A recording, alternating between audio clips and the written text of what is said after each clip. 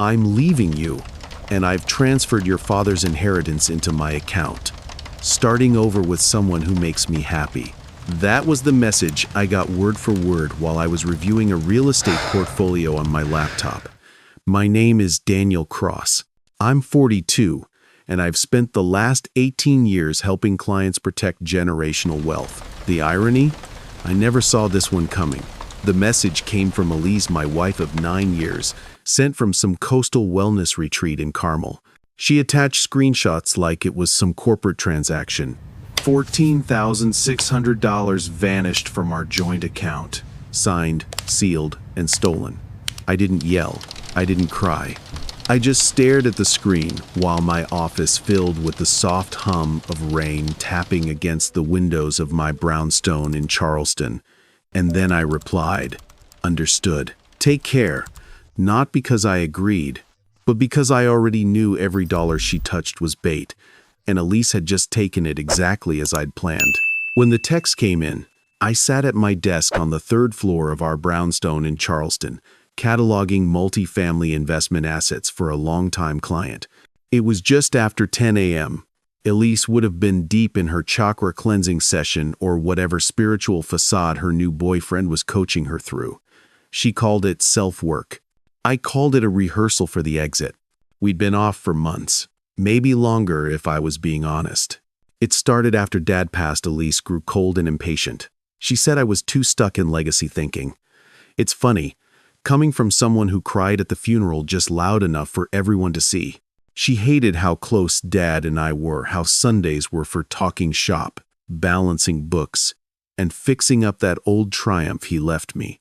He worked for 40 years at a plumbing supply company and left me just under $380,000 in a revocable trust. It was not glamorous, but it was everything to him and me, a symbol of grit, discipline, and sacrifice. Elise had suddenly become very interested in our finances after the funeral. She asked about account structures, who had access, and what was in the trust. I told her we'd talk soon, but I knew she wasn't asking out of curiosity. She was calculating and measuring opportunity. I'd seen clients lose fortunes by missing those signs. I wasn't going to be one of them. So I did what I do best, built a firewall with a smile. Elise and I met at a charity fundraiser on Meeting Street when I was 34. She was running PR for an eco-conscious skincare brand, and I was the guy in the back corner with the dress shirt sleeves rolled up, sipping bourbon and trying to avoid small talk. She was magnetic, funny, smart, radiant in a way that made everything else in the room fade.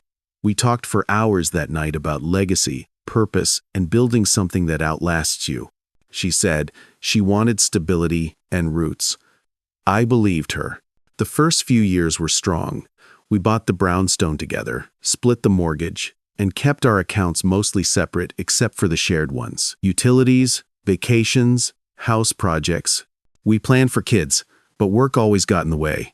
And then quietly, the subject stopped coming up. I didn't notice the shift right away. It was gradual, like steam leaving a kettle. One day, we talked about renovating the upstairs bathroom, and the next, she booked solo trips to Big Sur to realign her energy. After my father's health started to decline, Elise became almost performative with her concerns. She made big gestures organizing meals, sending flowers to the hospital but withdrew at home. Her tone changed. She wanted to know why I spent so much time at his condo. She rolled her eyes when I returned with grease on my hands after working on Dad's old Triumph. The irony? That car is worth almost nothing. It was never about the value, it was about showing up. Elise never understood that. She called it sentimental. I called it loyalty. When Dad passed, I became executor of the estate. His instructions were clear. The trust was to be housed under a new LLC, Crossline Holdings, with me as sole member. Elise was there at the reading, holding my hand like we were still on the same team. The trust came in at $378,200 after taxes, painstakingly saved over 4 decades by a man who wore the same steel-toe boots every day of his life. Elise leaned in during the meeting and whispered, "We could start fresh with that." I smiled, but inside I froze. That wasn't grief. That was ambition dressed as intimacy. She started pressing more after that and asking for joint access to our investment accounts, wanting to merge savings, telling me how married couples shouldn't keep secrets. At first, I gave her small concessions, authorized user status, co-signatures on low-risk accounts, but never full access to the trust. Something in my gut told me not to. I'd seen it play out too often in client portfolios. One partner gets greedy, and the other gets blindsided. So I moved fast. The trust was split half into a low-volatility portfolio under Crossline, and the rest into a diversified real estate REIT with staggered withdrawal gates. I created dummy transfers into our joint account, visible, believable, but limited of financial illusion. Enough to bait her if she ever crossed that line. She thought I wasn't paying attention, but I'd been watching her for months, watching how she started asking more, giving less, checking balances over my shoulder, lingering too long when I left my laptop open. She thought she was playing me, but she never realized she was the one walking into a system I'd designed for people exactly like her. The morning it happened, the air was thick with Charleston humidity, making everything feel slightly heavier. When the text came through, I had just finished drafting a refinancing proposal for a client's commercial lot on King Street, Elise. No warning, no emotion. Just, I'm leaving you and I've transferred your father's inheritance into my account. Starting over with someone who makes me happy. Attached are screenshots of our joint account, showing a neat, surgically clean balance of $0. The number wasn't shocking, $14,600, just enough to make her feel bold and victorious, but not nearly enough to touch what mattered. What she took wasn't Dad's trust. It was the bait I'd left sitting in that account for the past 3 months, fully expecting she'd bite. I read the message twice. It didn't blink. I calmly typed, "Understood. Take care." Then, I placed the phone face down and returned to my spreadsheet. Because the thing is, I don't get blindsided. I designed exit strategies for people with much more to lose than I had. I know what desperation looks like, how it starts with entitlement and ends in recklessness. And Elise, for all her healing journeys and gemstone bracelets, was just another case study of emotional misdirection and financial negligence. She thought she had me.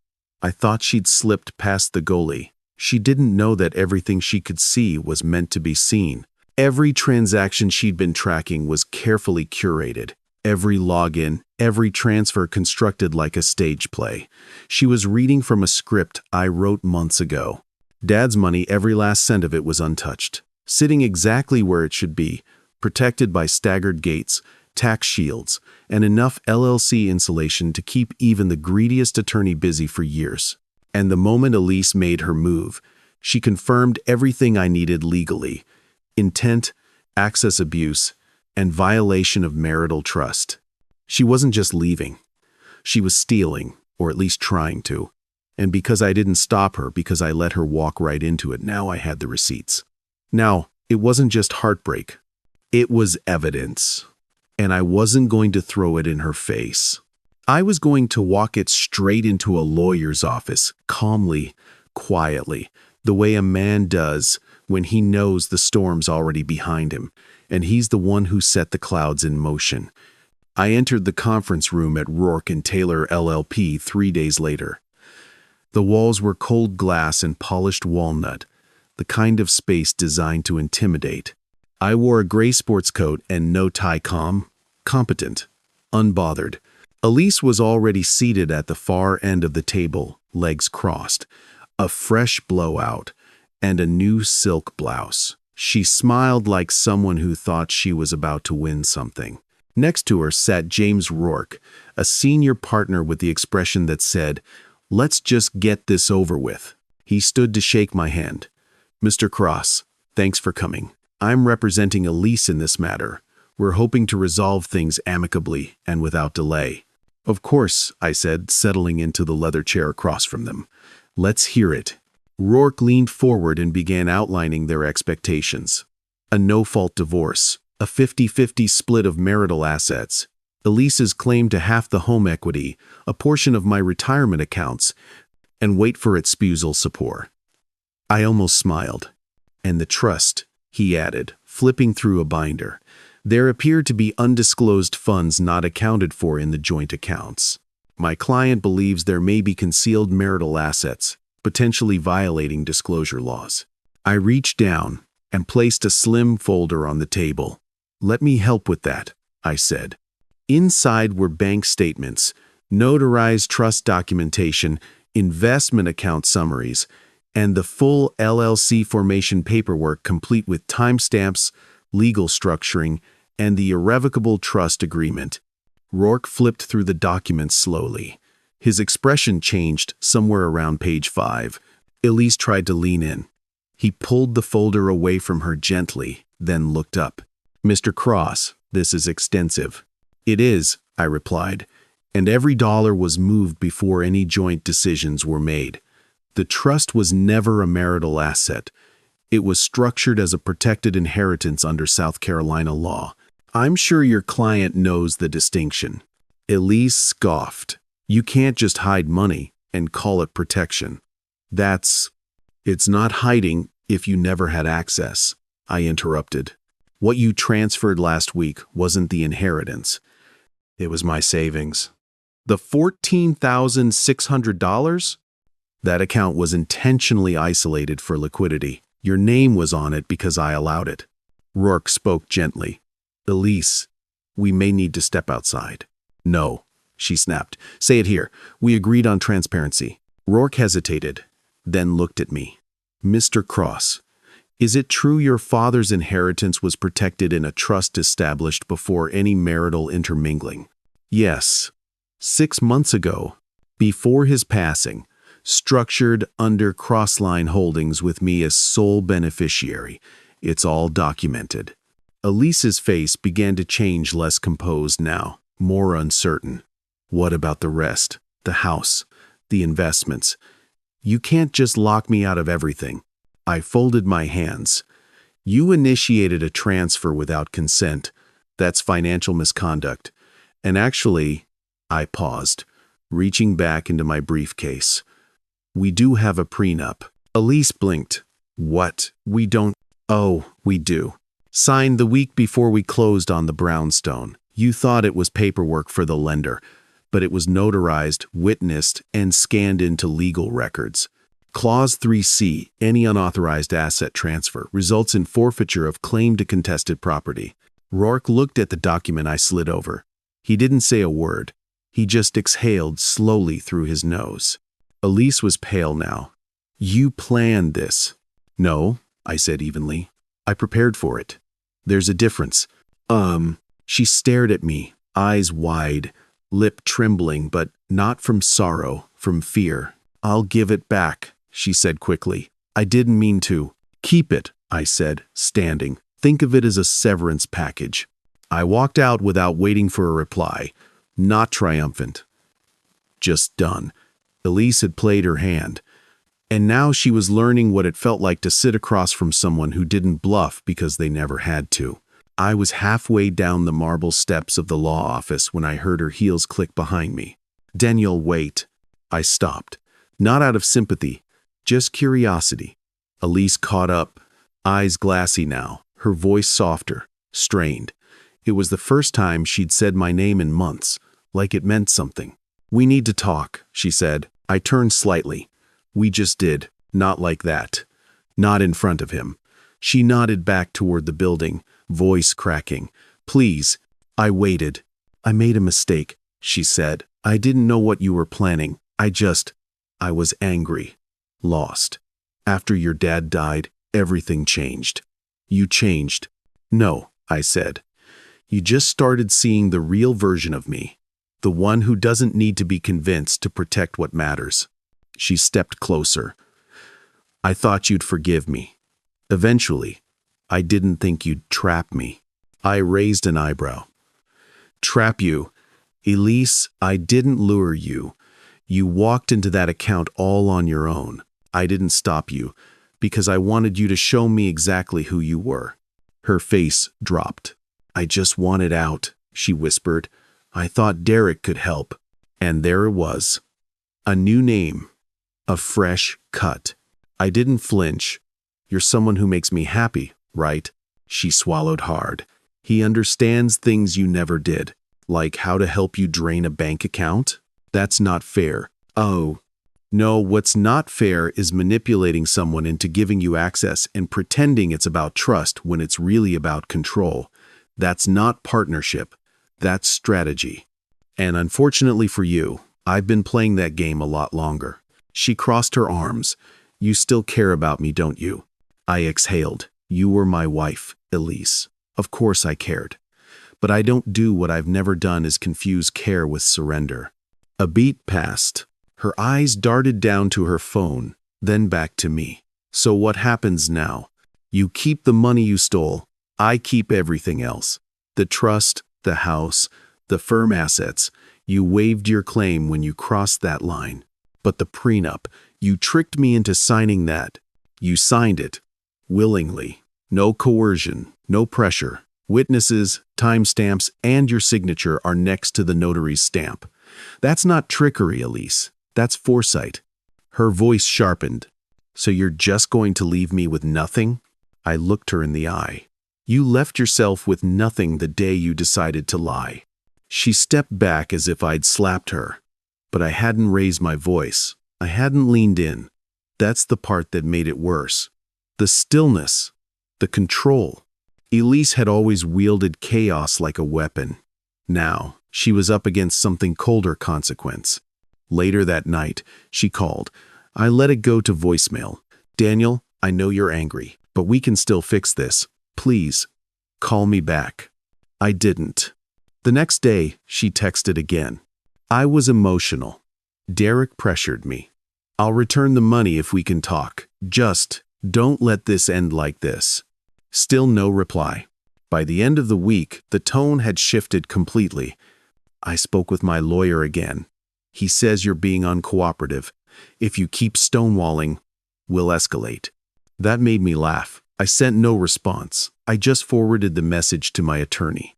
The second week, it turned to desperation. Daniel, I can't get a hold of Derek. He's not answering. His phone's disconnected. I think he took the money. And finally, the confession.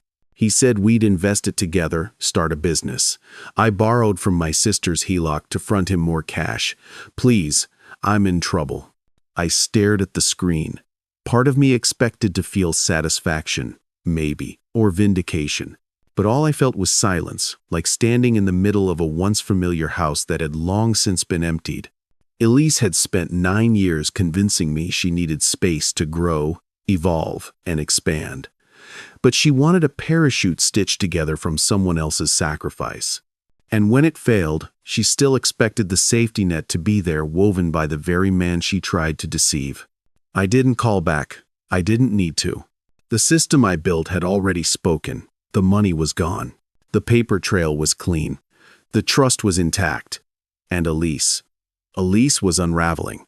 Not because of what I'd done to her, but because of what she did to herself.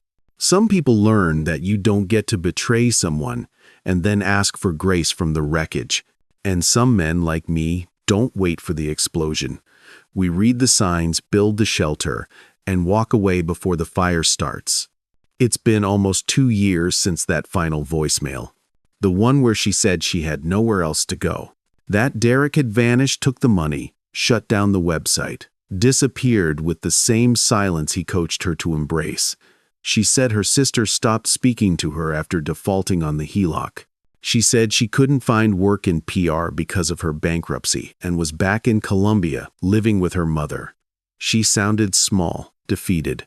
I never called her back. I didn't need to. There was nothing left to clarify. After the divorce, I sold the brownstone and downsized to a quiet 3-bedroom just west of the river. Nothing fancy. Brick exterior. Ivy creeping up the porch railings, a converted garage out back that I've turned into a workspace. It's peaceful here, quiet in the way my life never quite was with Elise. No tension humming beneath conversations. No financial minefields to sidestep. No sudden mood swings masquerading as spiritual growth. Just time, room, and air. I still wear Dad's watch. You still take the Triumph out on Sundays. even if it is just around the block. The smell of old leather and gasoline always brings him back.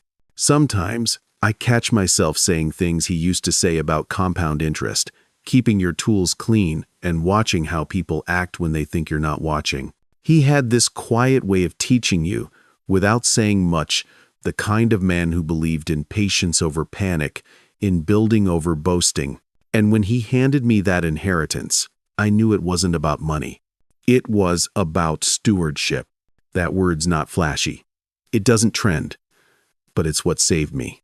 Because when Elise started unraveling, when she chose drama over dialogue, temptation over transparency, I didn't respond in kind. I didn't explode. I didn't get loud.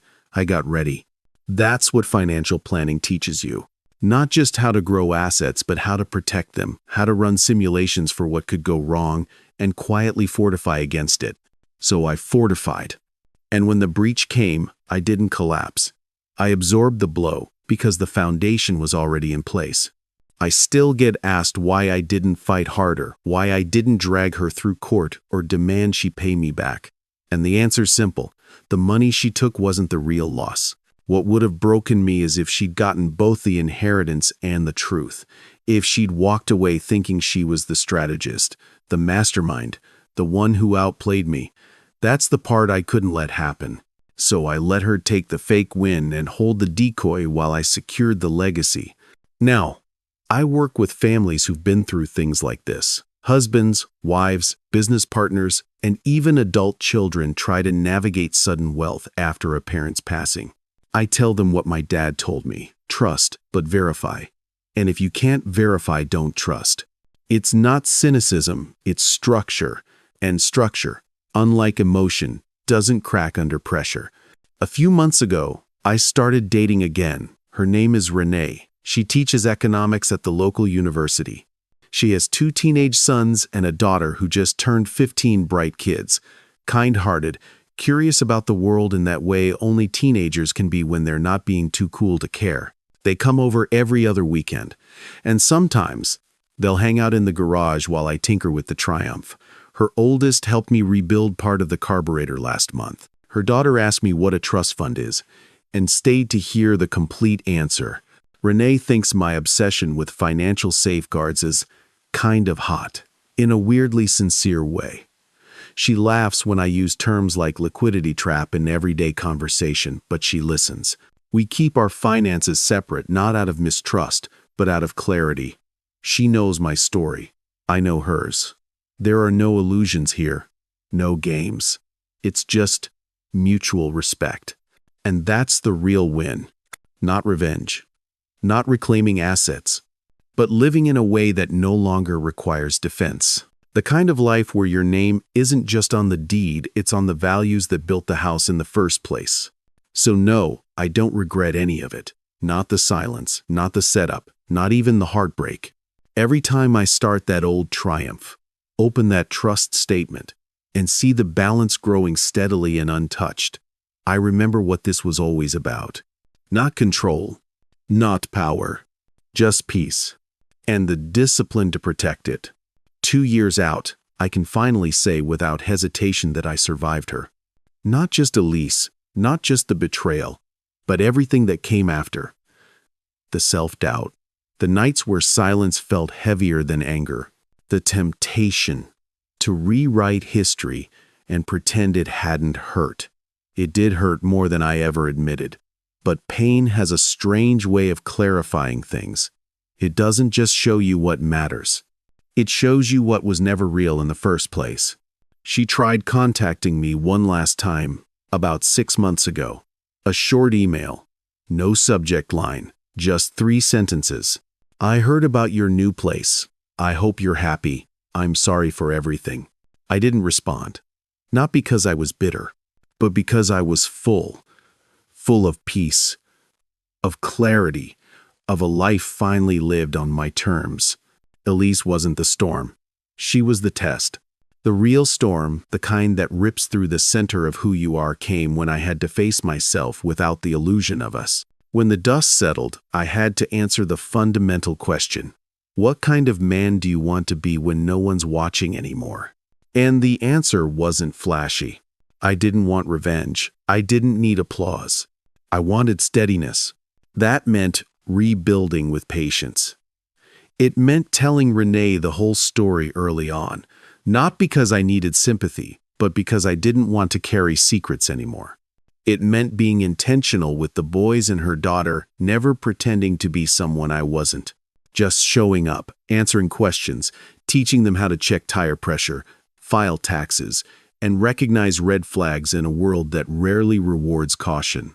It meant going back to the basics: budget meetings on Sunday nights, morning jogs that end in quiet coffee, and evenings spent restoring old tools not because they're valuable but mine. Earned, kept, honored. I don't check Elise's social media. I don't ask about her through mutual friends.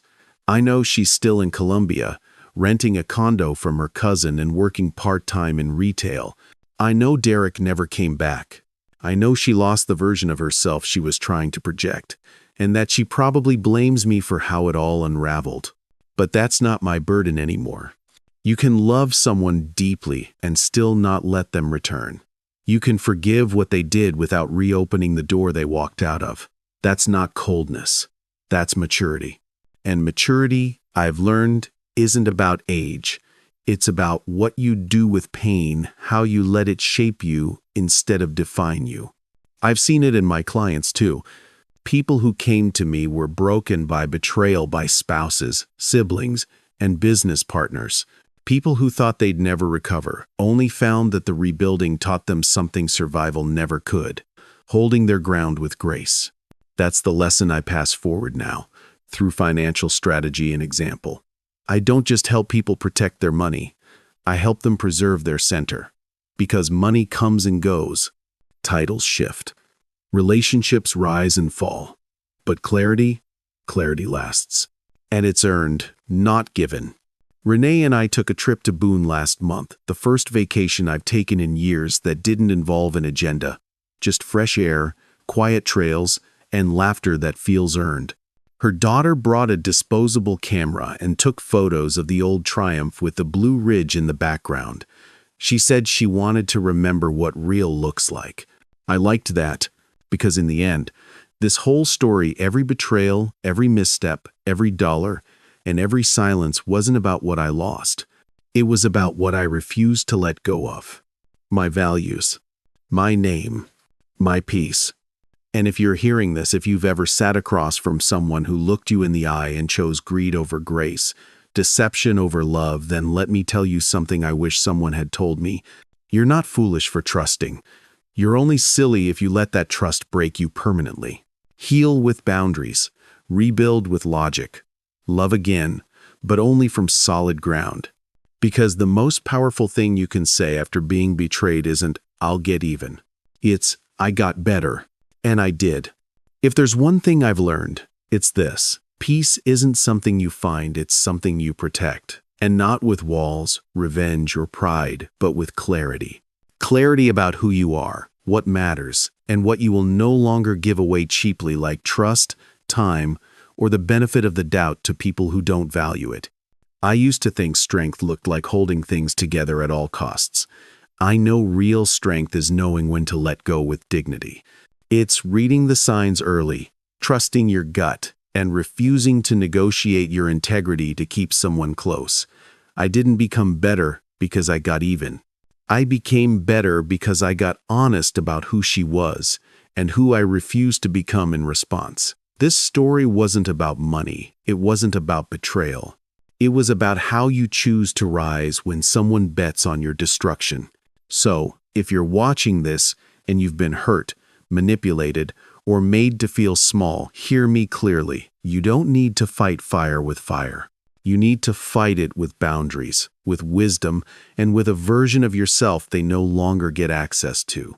And when it's all said and done, don't aim to prove them wrong. Aim to become so whole, so unshakable that their opinion no longer belongs anywhere near your story. That's the win. That's the legacy. And that's what peace, real peace, looks like.